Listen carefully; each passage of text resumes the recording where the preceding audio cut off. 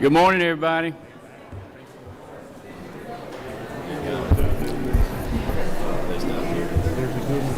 Good morning, everybody.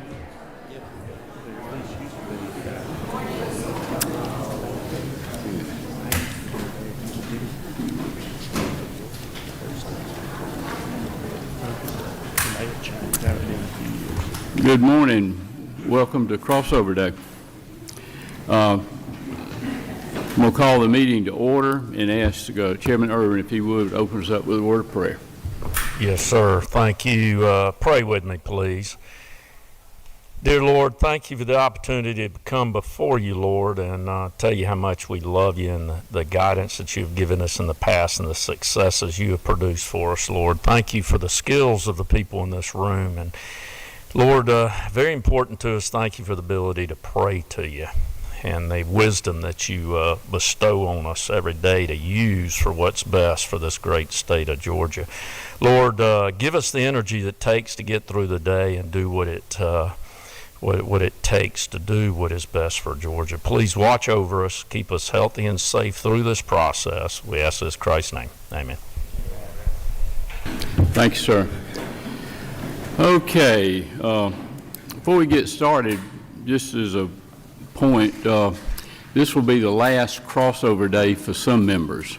I don't have a list of who they may be, but to all of you that are here maybe for the last crossover day, we appreciate you. Thank you for your service, and thank you for what you do for this state, and just thank you. One of them was Mac, and he had his wife out for her birthday dinner last night. Yeah.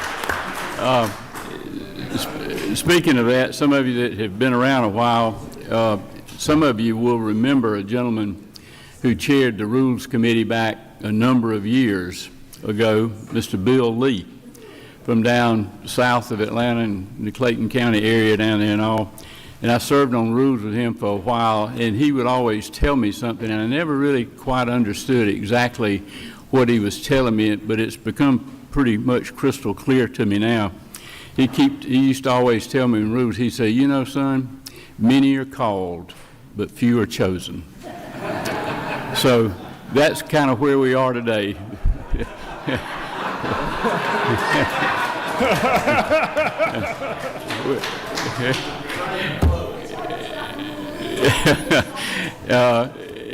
And he had white hair too, I remember that. So, but anyway, many are called, but few are chosen. We're going to do the best we can. Now what we're going to do today is we're going to only hear bills. And some of the bills that we'll hear may not be on your yellow sheet or your blue sheet, but they should be in your binder book there. So we're going to do that, and this is an effort for us to allow those that want to come and ask, and the committee members that might have a request, we can go ahead and have them ask for and get that out of the way. But the only one that's going to matter is what we end up doing as far as the rules calendar, and then we'll set a supplemental calendar later on today. It's my understanding that we'll probably break for lunch sometime for a couple of hours, and we'll probably have a rules meeting like 30 minutes before we come back in. So watch your emails, and we'll make an announcement depending on what time they actually break for lunch, and we'll try to make an announcement about that. So having been said, let's go ahead and listen to requests, and we'll start right now. Yes, ma'am, Ms. Davis, go ahead. Thank you, Mr. Chairman. On behalf of all in line, hoping that they'll be chosen, I'll start off. My bill reported out yesterday, and it is not on the blue sheet. It is in the book, I'm told. It's House Bill 285. This is a bill that has passed out of this House twice in years gone by and has failed in the Senate. But it is a bill that if someone has been involuntarily committed to a mental health hospital and then they are released, they are purged from the criminal background checklist for purchasing guns by a computer. We are the only state in the nation that does it this way. What this does is substitute the elimination from the list by the computer with a process of a sort of evaluation of their health so that they will not harm themselves or others to be able to purchase a gun. So I would ask your favorable consideration for HB 285. And while I'm here, I'll also say on page 3, the Methodists would love to have 1058. Thank you, Mr. Speaker. Thank you very much. Mr. Chairman. Yes, sir. Come on up. Mr. Chairman, members of the committee, I rise to present to you HB 899. That's towards the bottom of page 2. This is a measure to update Georgia's transfer on death deed law. This law was brought into Georgia in the last biennial. It is a very consumer-friendly, incredibly popular measure. Allows Georgians to convey property outside of probate when they pass away. Offers, in addition to the simplicity of that, it also offers some of the benefits of a trust without all the expense and complexity. Anyway, very popular measure. However, once this was brought in, we found this didn't function well with some of the provisions in the Georgia Code. So that's what this seeks to do. This bill seeks to update this law and get it working better with Georgia Code. Primarily had to do mostly with the filing of the deed. We had people losing their homestead exemptions, unable to refinance, and such as that. So that's what this seeks to do. It's been a collaborative effort with senior members of the real property law section, the fiduciary section, Atlanta Legal Aid, the realtors, the Georgia real estate closing attorneys. We did our best to get everybody on board, and I'm standing in front of you today on crossover day because that collaboration went on a little longer than we intended, but all the organizations we've worked with, we've gotten them happy with what we're doing here today, and I encourage your favorable consideration. It'll help a lot of Georgians if we pass this today. Okay, we have a question. Representative Evans. Thank you, Mr. Chairman. Thank you, Representative. Did legal aid ultimately come out in support of this bill? I know they had a lot of concerns at one point, and I want to know, since you mentioned them, were all of their concerns addressed, and do they support this bill?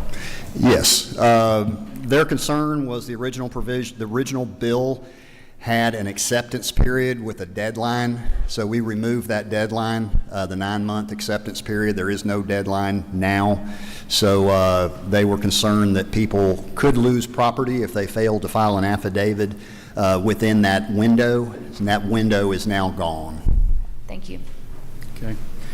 Don't see any other questions. Thank you. Thank you. I know you gentlemen would agree with me that we'd ask Chairlady Kemp to come on up and present it this time and let the ladies go first. How about that? Thank you, Mr. Chairman. I was tardy, so it certainly was not the gentlemen that were in line. Good morning, members. I bring you House Bill 984. And it should be LC 481654. It is not on your blue sheet. I do apologize. It passed out of judicial non-civil yesterday morning. This bill... It's yesterday. Go ahead. Is it? Okay. Well, this bill allows law enforcement to petition a Superior Court judge in the case that someone whose welfare and safety is being investigated, a child, a disabled adult, or an elderly person who is in a known address, but suddenly is in an unknown address, to seek a court order from a Superior Court judge to check on this person to make sure they're safe. Unfortunately, sometimes people move to avoid welfare checks and further investigation of potential safety issues. Okay. All right, Don't see any questions. Thank you. Thank you, Mr. Chairman. Yes, sir. Come on up, Steve. Good morning, Mr. Chairman, members of the committee. House Bill 669 is not on your blue sheet. It came out of a very busy Education Committee yesterday, thanks to Chairman Irvin.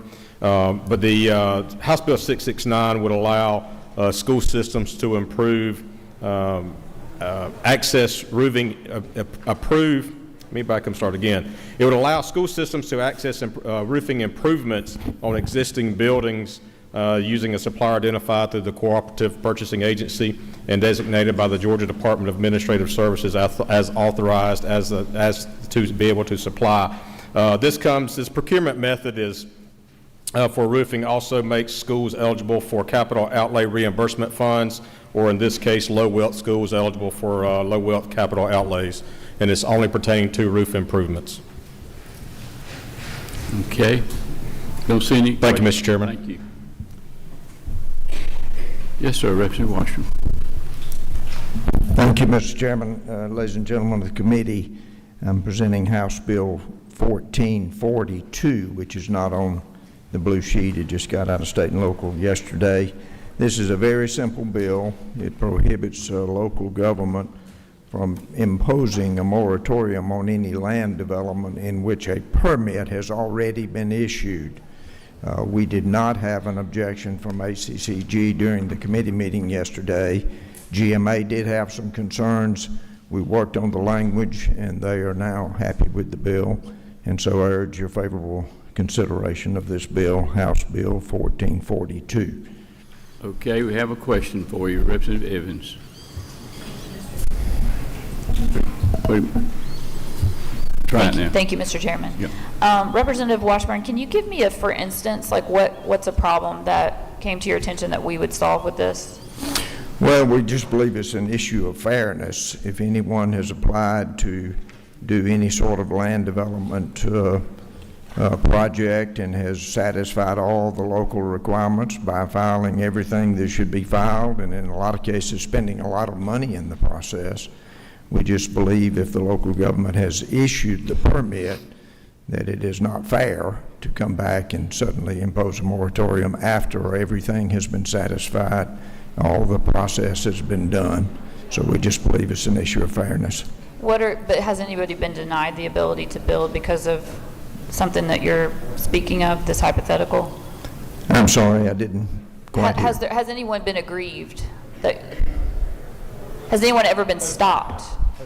Yes, it has happened. I'm not sure of the exact location, but there is a project where a lot of money was spent and every requirement was satisfied, and then suddenly there was a moratorium issued after the permit was issued. There is a case, yes. Do you know how long they waited to start the building process? I don't know how long they waited. I know they spent a lot of time and energy and did everything that was asked of them, but I don't know the details about how long. Mr. Chairman, this one is not only not on the sheet, it's not in our book, so I don't have a way to look. So there's no limit. Let's say someone gets a permit and they wait 10 years.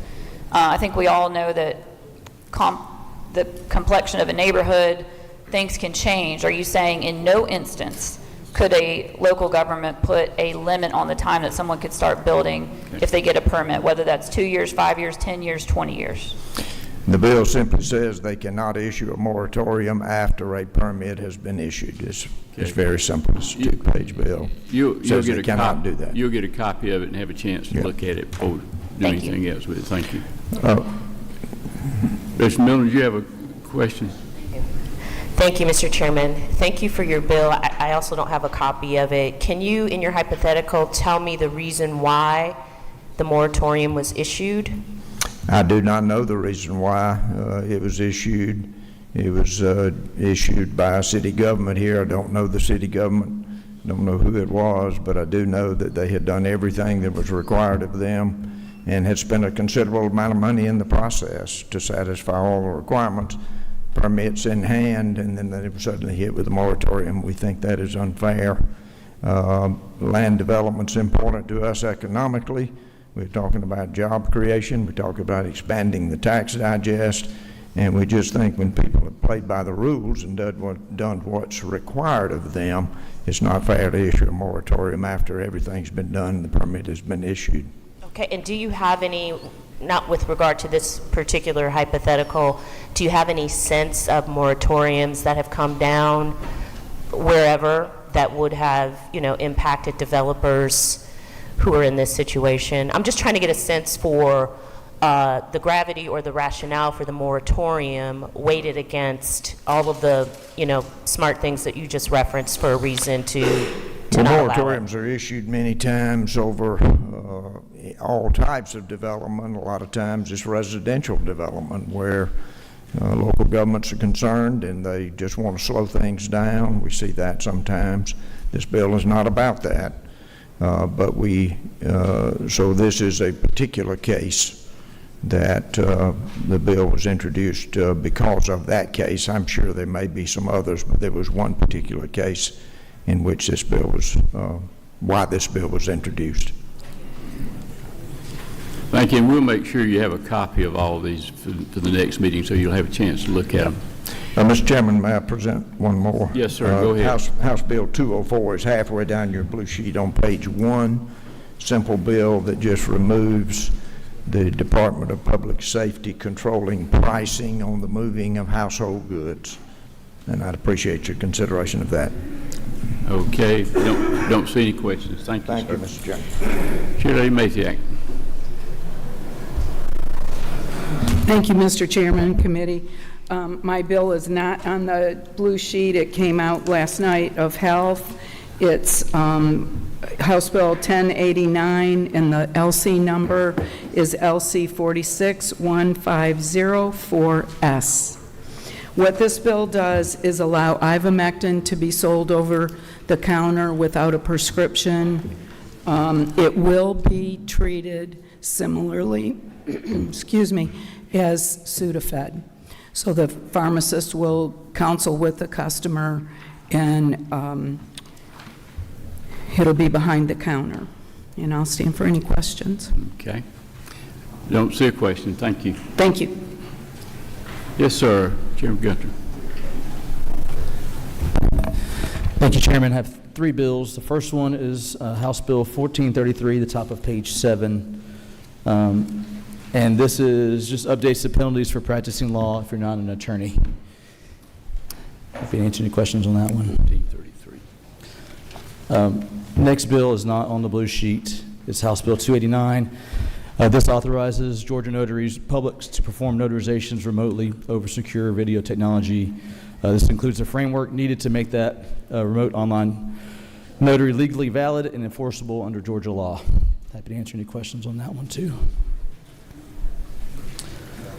And then lastly is House Bill 1227. This is model legislation that gives newly registered voters from out of state the opportunity to opt in to their local registrar and Secretary of State to notify the state they came from that they have registered in Georgia. It's already law today, federal law today. This just is a voter service bill to help them notify the state they came from that, hey, I'm in Georgia now and a registered voter. Okay. Thank you. Got a question for you. Okay. Representative Evans has a question. Thank you, Mr. Chairman. I'm looking to see if this one is in the book, so I can ask more intelligent questions. But could you let us know how the committee went? Was it unanimous? Was it divided vote? I mean, I don't remember. It's not in our book, so I can't reference it. I don't remember. We had a lot of committee meetings on this. 1227 you're talking about? 1287, right? 1287. No, 1227. 1227. It's not in the book. This is the voting bill. Can you tell us a little bit more about what it does? Sure. This is a voter service measure that will go on top of your voter application. It'll opt you in if you decide to. It's completely optional, where you're giving permission for the registrar to notify the Secretary of State, and the Secretary of State to notify the state you came from that you're registered to vote. They'll send information to that state about you to say this person is registered to vote in Georgia. Again, it's hopefully a model legislation that other states adopt, so we are keeping our voter rolls clean from wherever you come from. Again, it's already law, federal law. This is just allowing, a lot of people don't take the time to do it.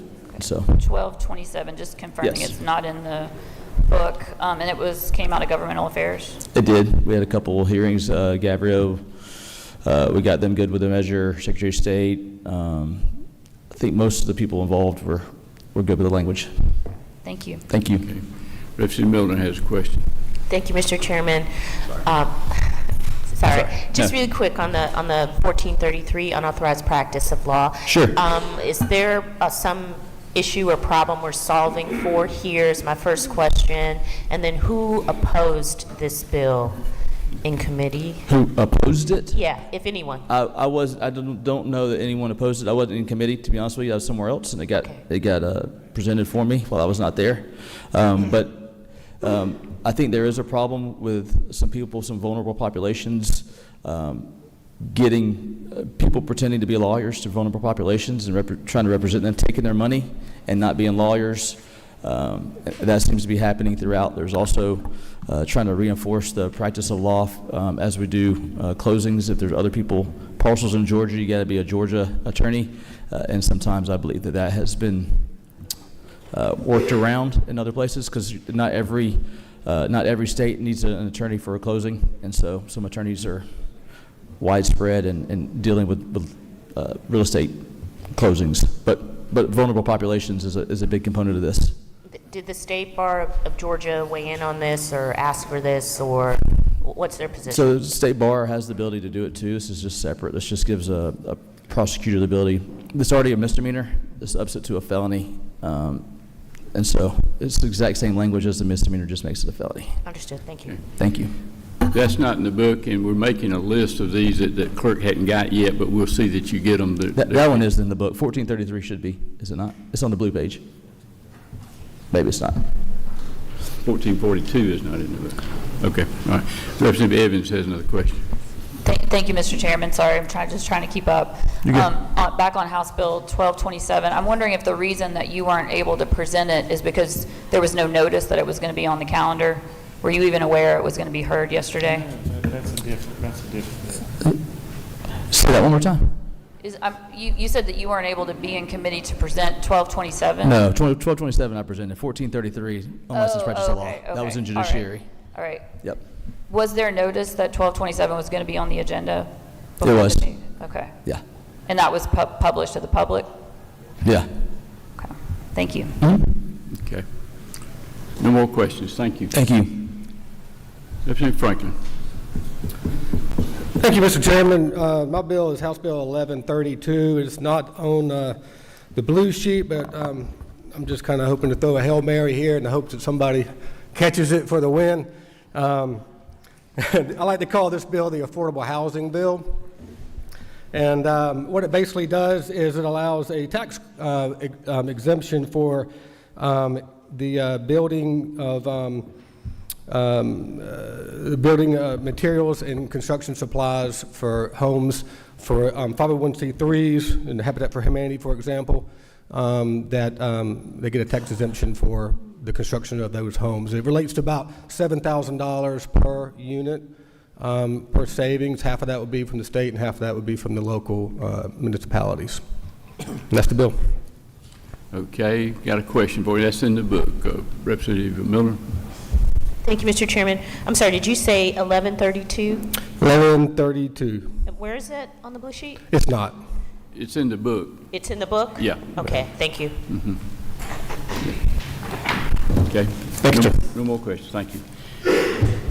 Yes, sir. Matt Reeves, Representative Reeves. Thank you, Chairman Parrish and members of the Rules Committee. Have two bills and one resolution that passed out yesterday, so they're not on the blue sheet. The first is House Bill 1254, which has been presented before. No substantive changes. We just merely corrected a clerical error in regulated industries yesterday. It's the professional licensing bill, House Bill 1254. Okay, don't see a question. Go and ahead. Then a resolution and a related enabling legislation that passed out of higher ed, not on the blue sheet, H.R. 450 and House Bill 686. These are the same language that's been on file for a year, with only one substantive change, moving the rate from 24% to 27.5%. What? Give us the numbers again. H.R. 450 and House Bill 686. This is online sports betting referendum. The only change is moving the tax rate from 24% to 27.5%. Yeah, they've just met, and that'll be reported out today, so we'll get you copies of that. Thank you. Okay. Yes, sir. Thank you, Mr. Chair. I have three bills. The first one, they're not on the blue sheet either. HB 968, they were all passed out yesterday. This one's the Kratom bill. This is not a ban. It basically puts you behind the pharmacy counter like the Sudafed. The biggest thing there, after consulting and a strong working relationship with the Georgia Poison Control Center, UGA Pharmacy School, and I even contacted the University of Florida Pharmacy School to get their input because they do a lot of research on kratom. And basically, let's get it out of the gas stations, put it behind the counter, let's do that login system, allow for online sales as well, as long as they're Georgia registered pharmacy, and then more precautionary statements on the label as well than the advertising restrictions. And that's HB 968, constituent-based bill. We just had someone back home 3 weeks ago die, Andrew Wood, of kratom. Okay, got a question for you. And that's Yes, not sir. in the book. Thank you for the bill. I remember we've been over here talking about kratom for a long time now. I haven't had a chance to look at this bill, but wondering if it maintained the financial penalties against, businesses who violate the provisions. Like what's the penalty for the folks who don't follow the rules? Yeah, once we came in agreement last time with you and others, we kept the same thing, that kind of language the same. We didn't change it. So it's the same deal we did last time where we kept the clerk really almost hold harmless. The consumer definitely is because they're relying on everybody else. The only bad guys, basically the manufacturers and the processors, distributors, if they try to trick the pharmacy, or if they try to sell stuff above the legal limits. And as long as the retailer, the owner, or the manager, they get really three times they even mess up on purpose before the high misdemeanor kicks in for them. So we didn't change a thing for that based on what we did 2 years ago. Okay. Okay, the next one, Mr. Chair, is HB 969. You heard this one before. This is where a school board member ran for school board, and her insurance rates went up, going from a retiree and state health benefit plan to being a full-time member of the school board. I worked with Ledge Council, Department of DCH. They were heavily involved, and HHS on the federal level to work it where we could make that board member decide if they want to be part-time or full-time as soon as they get elected, and that it wouldn't interfere with Medicare at all. So we've also gotten approval from the regional HHS director for the feds. Still waiting to hear from DC, but we've got the regional graces. Okay. This will help school board members who want to run, teachers who want to run. Last one, I call it the EpiPen bill, HB 1056. It's really epinephrine bill. Right now, kids are allowed to walk around with an EpiPen if they have a doctor's note because they have like a tree nut allergy or something like that. This provides for any other type of instrument such as inhaler or pills if technology is there. Technology is there for inhaler now to be able to walk around it too.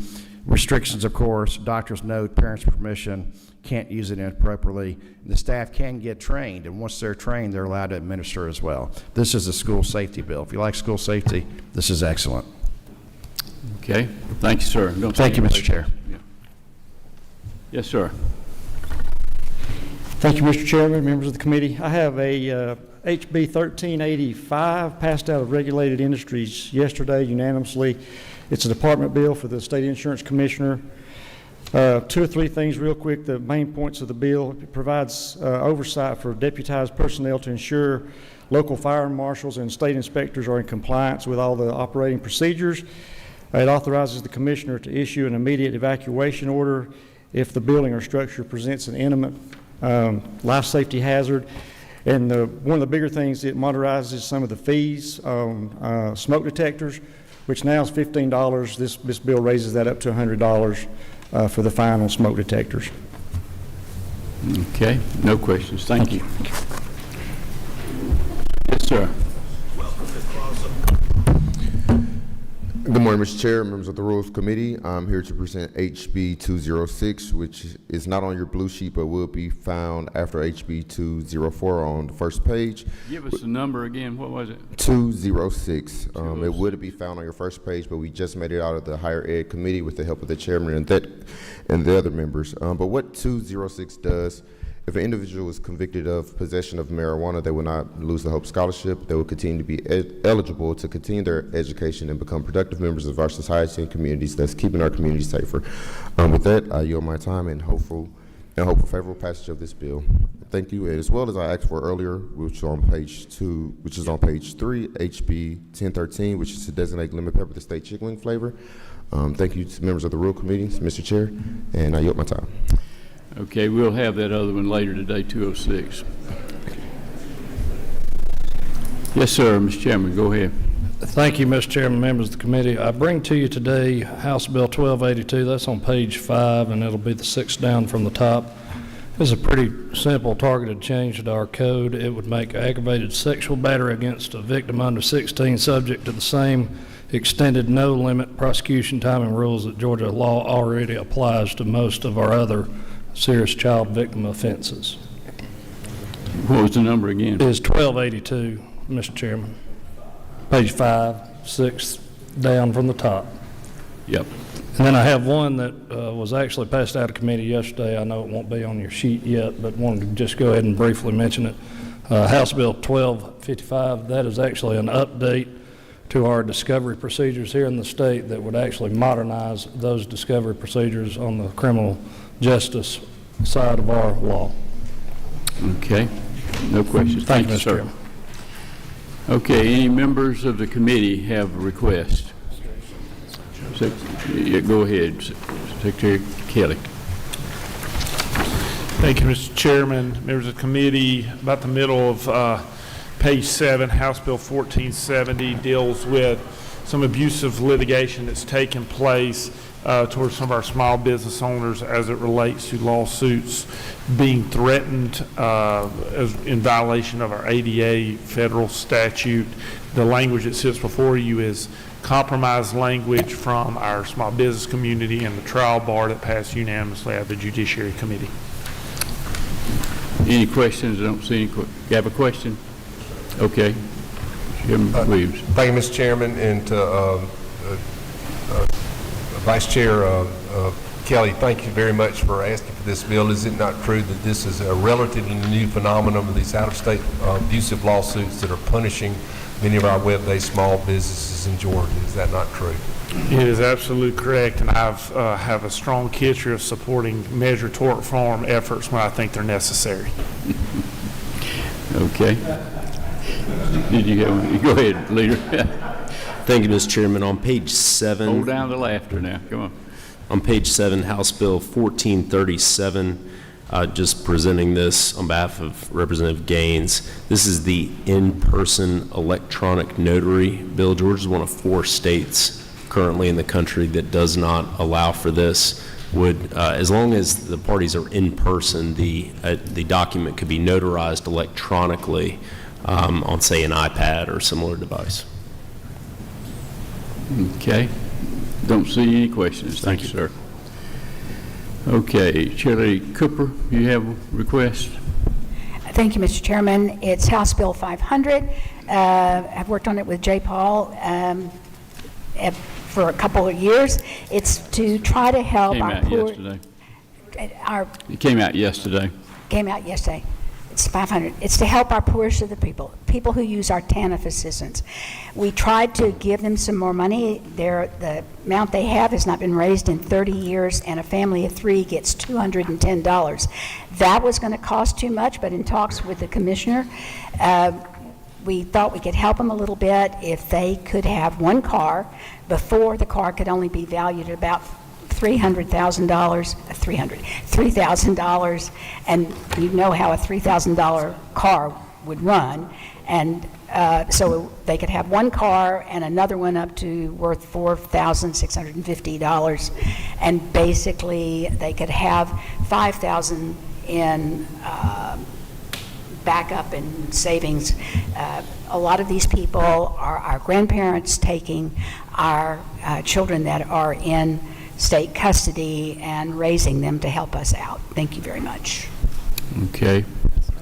It's not in the book. Don't see any questions. Okay.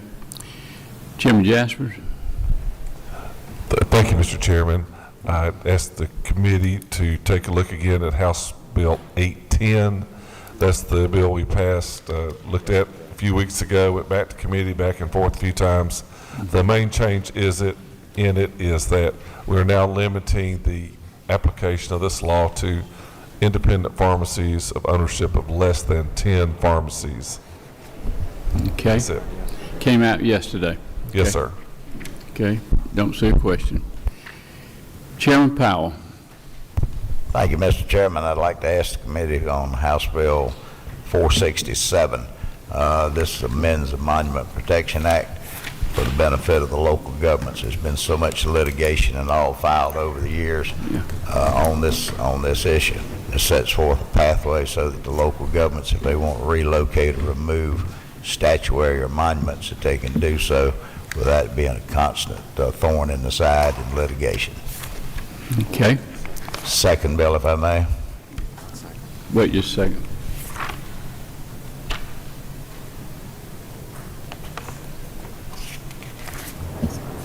It came out yesterday. That's not in the book. Go ahead with the other one.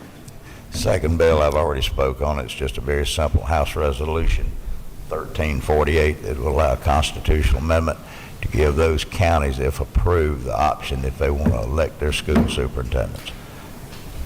Okay. 1348. Representative Miller, did you have a question? Mr. Chairman. Thank you, Mr. Chairman. Thank you, Mr. Chairman, for the bill. I just had a question about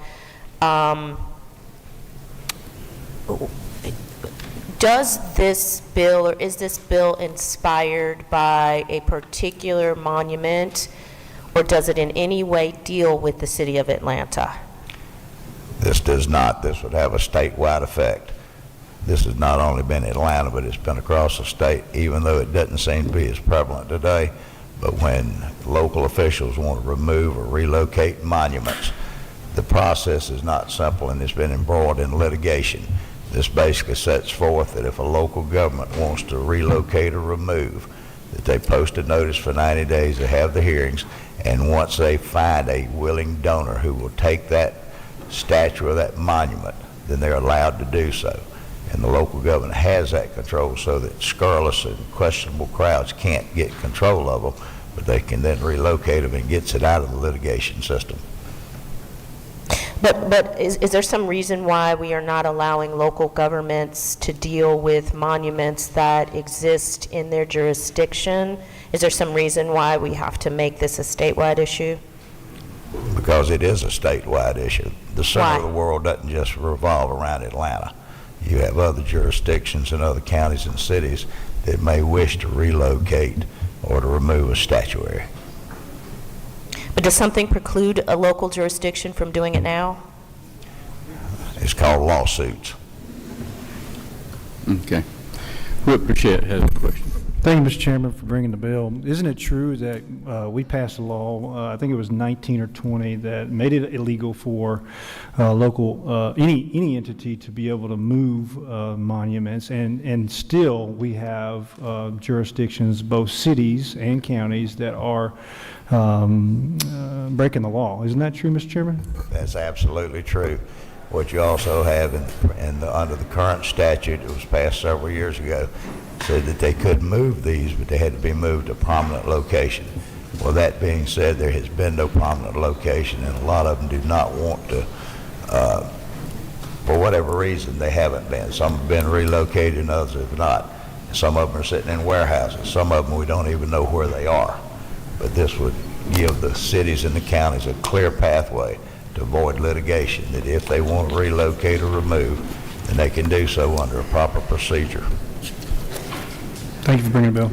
Yeah. Representative Evans, did you have a question? I do, yes. Thank you, Mr. Chairman. Mr. Chairman, and I haven't had a chance to look at the bill because I don't also see it in our book, but I had heard some concerns that the standing to sue if you're not happy with what a local government is proposing to do with a statute, that can be any interested person. That could be anybody. They don't have to live in the county or city. They don't have to pay taxes. They don't have to even live here, as far as I'm concerned. Is that accurate? I just can't confirm it because I can't see the language. What I can tell you, being a non-attorney, is that this has been embroiled in litigation. There are people who have a vested interest, whether it be a historical group or a private citizen. This allows them to do so. The courts have ruled that if you don't have any direct relationship. And these are statutes that were put up 150 years ago in a lot of cases. So there's nobody that can claim that they had an actual interest of ownership in them. So this basically allows for this to happen by cleaning the language up and getting rid of the inconsistencies of law. So it's meant to expand the people that could have standing to sue over monument movement. I think that's what I heard. Yes, ma'am. I think we all have a vested interest at some point toward statues and monuments. And where do we draw the line? I mean, we're going to name some roads later today probably.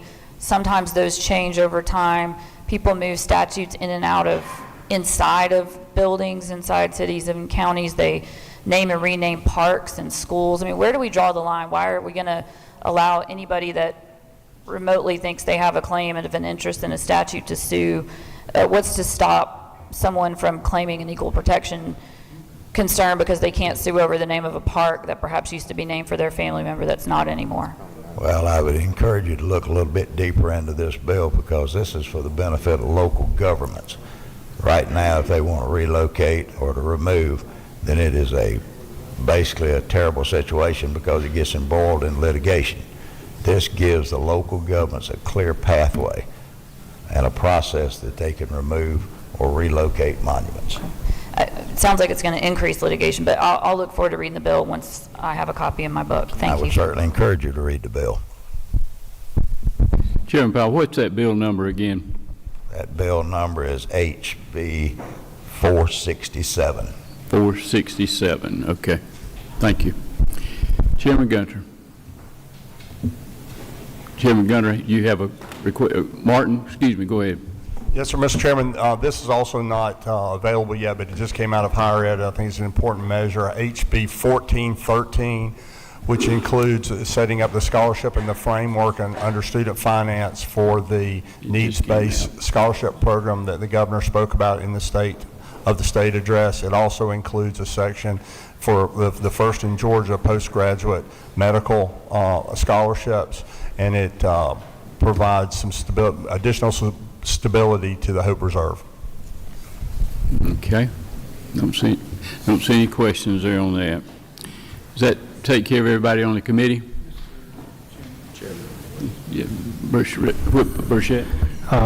To continue the trend, I have one that came out this morning, House Bill 276, and what the bill does is allow for a tax credit for the construction of woody biomass energy producing facilities. That one will be out later today. Representative Evans, did you have a question on this one? Sorry, I just was able to look at a copy of House Bill 1413. Chairman Martin, you mentioned at the tail end that part of and I'm so in favor of the needs-based aid bill, I can't see straight. But I see you've added Section 3 that changes the shortfall lottery reserve from 50% of the average amount of net proceeds deposited into the account in the preceding 3 years to 100% when we have over $2 billion in reserves. And this body has spent time making sure that those funds start to get spent down because the citizens of Georgia did not pass a lottery to have a lottery. They passed it to support education. This makes it harder to make sure the money's actually going to go to education, and I just want to know why. That was a request of the Governor's Office of Planning and Budget and also the appropriations process. And as I said in committee, and I probably should have said it here in rules, the change was requested from 50 to 100. I think that's something that will continue to be discussed as we move it forward so that we hit the right amount with the new scholarships that need to be funded out of there. We just wanted to be careful with the money. And I know the lady's passionate about that, as am I, to make sure that money is deployed in the right manner, but that was the number that was requested to go into the bill, and we have until April 4th. I think that bill is going to be worked on as we move forward, and I'd be happy to. What was the stated reason why we would possibly need this? When Hope was first passed, it started out with a 10% reserve. Then in 2011, we raised it to 50. And then we saw time after time that year after year, we were stockpiling money that was not going to our students. What in the world was the reason given why we would possibly need to put a reserve this high? I will let Was you, any given? I'm sorry. Was there any reason given? I was given the suggestion to do that. And I've spoken with a lady before, we can talk about this now. There's actually additional language that needs to be, worked on in the reserves, because the reserves is required. Now it's measured on the last 3 years' revenue, and I would stipulate that if one is doing a reserve account, you do it on the last 3 years' spending, not revenue. As is written today, if revenue goes down, spending stays consistent, the reserve requirement would go down. You don't want to take a reserve requirement go down while your revenues are going down and your spending is going up. So I understand the lady's concern, and I would just state this: you've been involved in the process for a long time, and you're going to be you're welcome to be involved in the process as those discussions continue. But they had data on which they were relying and ask for that change. I would love to see the data, and I don't disagree with spending and inputs. That's fine, but that is a big difference between a 50% and a 100% reserve. And my name is on this bill, and I've been talking to people throughout this process, and I have never heard anyone say that we need that. So I would like to see that data right now. If it was presented in committee, it seems like it should be shared right now. To be clear, what I said in committee was it was 50%. We requested to move it to 100%, and there would be ongoing discussions. I don't have that data myself. I relied on information that I was given from people that you know in the body, and you and I can go and sit with them. I'd be happy to do that with you. I'm being nothing but upfront and honest. I was that in committee, and I'm being that right now. We want to do what's right by the citizens of Georgia, but I think you and I both agree, is it not true, that we want to make sure hope is preserved while we spend at the level that is sustainable. We absolutely want to make sure that hope is preserved, but this does exactly the opposite. What we really wanted to make sure is that students can go to college. This takes money off the table. Okay. Got some other questions? Whip Park, you have a question on this? Thank you, Mr. Chairman. Chairman Martin, while I respect the work you do, I do not recall you mentioning this this morning. So all due respect, again, my hope is that before this is taken up, that whatever reasoning or documentation is provided to Representative Evans as well as members of the Minority Caucus. I appreciate the gentleman. Just in response to that, I am positive it was mentioned. I know there was a lot going on this morning, but I'll be happy to sit down with you and look at it. Yes, sir. Okay, we'll get you guys together and y'all talk about that and work all that out, okay? Chairman Linson, you have a request? Yes, Mr. Chairman, House Bill 868 passed out of the committee yesterday. It's not on the blue sheet. This is a bill that came at the request of the Constitutional Officers Association. It addresses a revenue-neutral way for these long-serving officers to help defray their health insurance expense when they retire between the ages of 55 and 65. Okay, don't see any question. Chairman Chokus, you got a request? Yes, sir. Okay. Thank you, Mr. Chairman. I apologize for being late. I've got two bills that are not on the blue sheet. House Bill 1285 would remove the current prohibition that prevents counties with local option sales tax from also having an enhanced homestead option sales tax. This gives counties that want to eliminate the homestead tax, ad valorem tax, an alternative source of funding. And then the second bill. Hold on just a minute. Yes, sir. I got a question. Okay, Leader Hughley has a question for you. Excuse me. Thank you, Mr. Chairman. I didn't quite hear what you said. Would you say that again? Would you repeat what you said clearly? Okay. Speak right into the mic. They can hear you better. Yes, sir. This measure would remove the current prohibition that prevents counties with local option sales tax from also having an enhanced homestead option sales tax. This gives counties that want to eliminate the homestead ad valorem tax an alternative source of funding, and it would only go into effect after a local referendum. And that one's in your book. Okay. What's your other one? Next one is a measure that What's the number? excuse me, 1232, a measure that Chairman Irwin helped me with.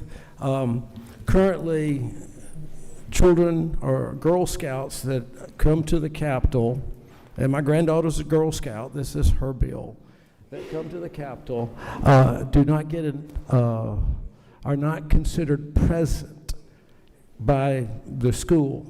They're considered absent. And my daughter wants my granddaughter to have perfect attendance. And so about a month or so ago, she was unable to come to the Capitol to visit me in her Girl Scout uniform because she was going to miss perfect attendance.